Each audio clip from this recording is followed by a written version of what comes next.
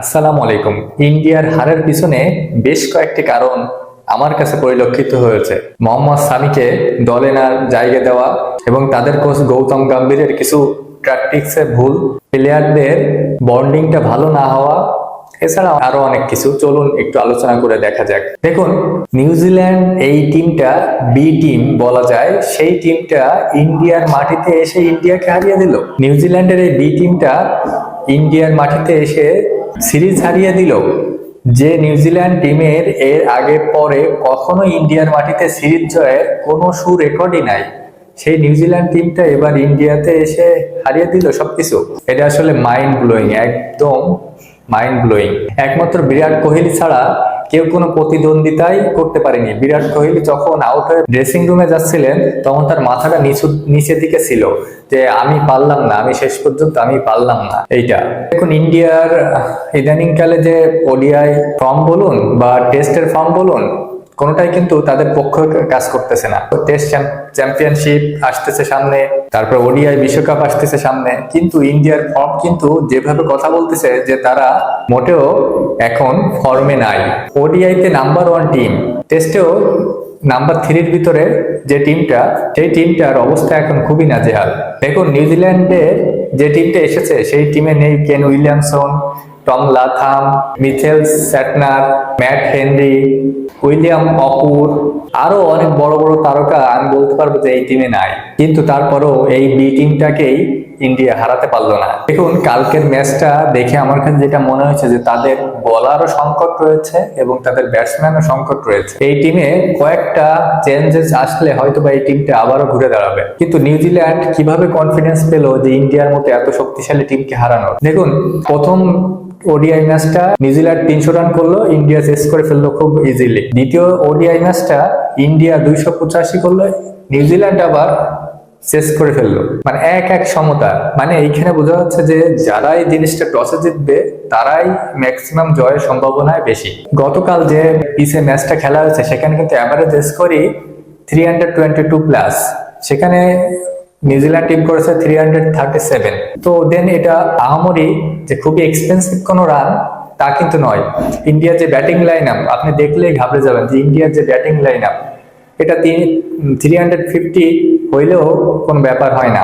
যেমন কিছুদিন আগে সাউথ আফ্রিকার সাথে ইন্ডিয়া করেছিল খুব সহজে, ইজিলি। তাতে করে ইন্ডিয়ার এই ব্যাটসম্যানদের আটকে রাখার বড় কারিগর কিন্তু নিউজিল্যান্ডের বোলাররা কিন্তু ভালোই কাজ করে দিয়েছেন তাদের প্রধান টিম না থাকা সত্ত্বেও।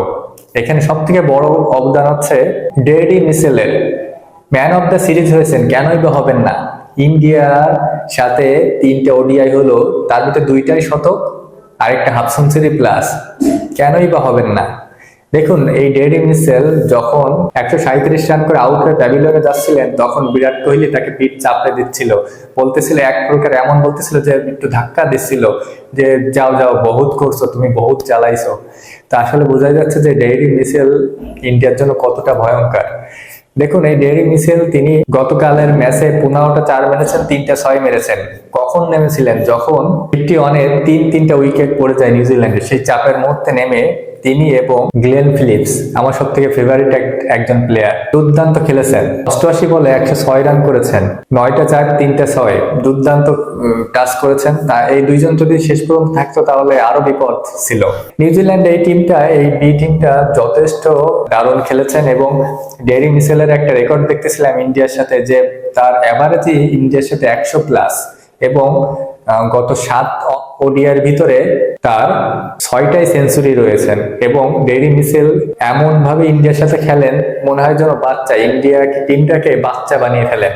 মানে তিনি রান করবেনই ইন্ডিয়ার সাথে, এটা যেন লিখাই থাকে, নিয়তিই থাকে যে তিনি মাঠে নামতেছেন, তার মানে 50-100 হবেই হবে। ডেরি মিচেলকে নিয়ে তারা খুবই বিপদে ভিতরে রয়েছে এবং এই নিউজিল্যান্ড টিমটার সাথে কিন্তু ইন্ডিয়া এখন মোটেও কম্পেয়ার করতে পারতেছে না। যদিও ইন্ডিয়া টিম কিন্তু চ্যাম্পিয়ন্স ট্রফিতে এই নিউজিল্যান্ড টিমটাকে হারিয়ে চ্যাম্পিয়ন্স ট্রফি জিতেছিল, কিন্তু এখন এই নিউজিল্যান্ড টিমের সাথে কিন্তু মোটেও পেরে উঠতেছে না। তার প্রধান কারণ হচ্ছে তাদের বোলার। দেখুন, আমি প্রথমে বলেছিলাম যে মোহাম্মদ সামি কে না থাকা। দেখুন, মোহাম্মদ সামি কেন নেই? তিনি কি মুসলিম ক্রিকেটার বলে তাকে নেয় না, নাকি গৌতম গম্ভীরের সাথে তার কোনো বাদ বিতণ্ড আছে, নাকি নির্বাচক অজিত আগরওয়ালের সাথে তার কোনো মুখোমুখি কোনো সংঘর্ষ রয়েছে, এটা আমি বুঝি না। তার মতো একটা বলার, যেখানে মিডিল অর্ডারে উইকেট নেওয়ার মতো একটা গুরুত্বপূর্ণ বলার, মিডিল অর্ডারে ইন্ডিয়া উইকেট পাচ্ছে না, এই জন্য কিন্তু তারা প্রত্যেকটা ম্যাচ হারতেছে। মিডিল অর্ডার উইকেট নেওয়ার মতো কোনো বলারই নেই, না জাদেজা, না কুলদীপ, না তাদের ফাস্ট বোলিং লাইন আপ আছে, কেউই বল উইকেট নিতে পারে না। দেদারসে মার খাচ্ছে, দেদারসে। মূলত নিউজিল্যান্ড টিম এই মিডিল অর্ডার ব্যাটসম্যান মানে ব্যাটিংটা করেই মূলত তারা রান 300 ছাড়িয়ে ফেলেছে। কারণ মিডিল অর্ডারের এই যে 20 থেকে 40 ওভার পর্যন্ত এই ভিতরে এই 30 ওভারে নিউজিল্যান্ড টিম প্রচুর মারা মারছে। এই 30 ওভারে প্রায় 200 প্লাস রান নিয়ে ফেলেছে নিউজিল্যান্ড টিম। এতে করেই নিউজিল্যান্ড টিমের 337 পর্যন্ত যেতে পেরেছে। মিডিল অর্ডারে তাদের ভরসা করার মতো কোনো বোলারই নেই। এখানে আমি মনে করতেছি যে বুমরার বিশাল একটা অভাব তারা টের পেয়েছে, এবং অলরাউন্ডার হার্দিক পান্ডিয়া তাকেও দরকার, এবং মোহাম্মদ শামি, এই তিনজনকে অবশ্যই তাদের টিমে দরকার। তা না হলে ইন্ডিয়া টিম ওডিআইতে ব্যাপক ভুগবে এই টিম নিয়ে। অন্তত না প্রসিদ্ধ কৃষ্ণা, না আশুদীপ, না হর্ষিত, কেউই আপনার ফর্মে নেই, কেউই পারতেছে না উইকেট নিতে। আশুদীপ এবং হর্ষিত দুইজনই তো ব্যাপক পিটান খেলে, এবং এই দুইজনের কাছ থেকে অনেক রান বেরিয়ে গিয়েছে। আর নিউজিল্যান্ড টিমটার বোলিং লাইন ব্রেন তো খুব ভালো হচ্ছিল।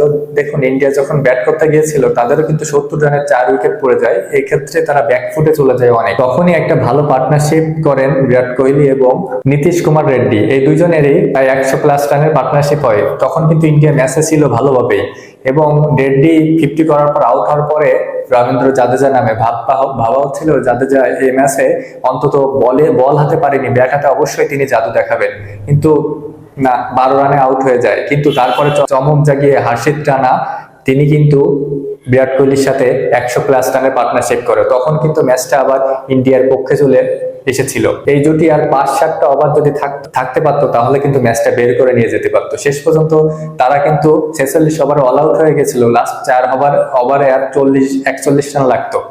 যাই হোক, ইন্ডিয়ার মাটিতে প্রথম সিরিজ জয় নিউজিল্যান্ড টিমের একটা দারুণ মাইন্ড ব্লোয়িং ইনিংস খেলেছেন। বিরাট কোহলিও দারুণ খেলেছেন। বিরাট কোহলি 85তম সেঞ্চুরি করে ফেললো, এবং আর মাত্র 15টা সেঞ্চুরি করতে পারলেই সচিন টেন্ডুলকারকে ছাড়িয়ে যাবে, এবং তার হাতে হয়তোবা আর বেশি সময় নেই। ওয়ার্ল্ড কাপের পরপরে হয়তোবা তিনি অবসরে চলে যাবেন। ওয়ার্ল্ড কাপের 2027 সালে এখন অবশ্য দেরি আছে, তবে ওডিআই ম্যাচটা যেহেতু কম খেলা হয়, তার হাতে হয়তোবা 50টার মতো ওডিআই থাকতে পারে সর্বোচ্চ, যদি তিনি অবসর নেওয়ার সিদ্ধান্ত নিয়ে নেন। তো এর ভিতরে হয়তোবা তিনি যে ফর্মে রয়েছেন সেই ফর্মটা খুবই দারুণ কাজে লাগতেছে। এবং সাউথ আফ্রিকার সাথে দেখলাম, এই নিউজিল্যান্ডের সাথে দেখলাম দারুণ মাইন্ড ব্লোয়িং খেলতেছেন। এবং রোহিত শর্মা অবশ্য এই সিরিজটা খুবই বাজে গিয়েছে, এর আগের সিরিজটা খুব ভালো কাটিয়েছিল। রোহিত শর্মা বিরাট কোহলি টিকে যাচ্ছে, এটা কোনো সমস্যা না, কিন্তু রবীন্দ্র জাদেজা তিনি কিন্তু হয়তো আউট হয়ে যাবে বিশ্বকাপের আগে আগে যদি এই ফর্মটা থাকে। এবং হার্দিক পান্ডিয়া আসবে নীতিশ কুমার রেড্ডির জায়গায়, এবং আর হয়তোবা ফাস্ট বোলিং বুমরা তো আসবেই। মোহাম্মদ শামি হয়তোবা আর আসবে না, তাকে হয়তোবা ডাকা হবে না। তো ইন্ডিয়ার এই টিমের একটা কালো অধ্যায় চলতেছে, যেটা বলা যায়। কালো অধ্যায়টা শেষ হবে কবে জানি না, তবে ইন্ডিয়ার তো যে কোনো সময় ঘুরে দাঁড়াইতে পারে। তবে ইন্ডিয়ার এই হারটা তাদের মোরালি নাড়িয়ে দিয়েছে, যে তারা যে দাদাগিরিটা দেখায়, বা তারা যে নিজেদেরকে জাহির করে সব থেকে বড় টিম হিসেবে, তাদেরকে কিন্তু নিউজিল্যান্ড টিম নাড়িয়ে দিয়ে গেল। কয়েকদিন আগে সাউথ আফ্রিকা টিম টেস্টেও নাড়িয়ে দিয়েছিল। তো তাতে করে ইন্ডিয়া টিম কি করবে সেটা ফিউচারে দেখা যাবে। তবে কিছু যে প্লেয়ার বদল আসতেছে টেস্ট এবং ওডিআইতে, সেটা কিন্তু বলাই যাচ্ছে। তো ভিডিও কেমন লাগলো অবশ্যই জানাবেন, ভালো লাগলে পাশে থাকবেন।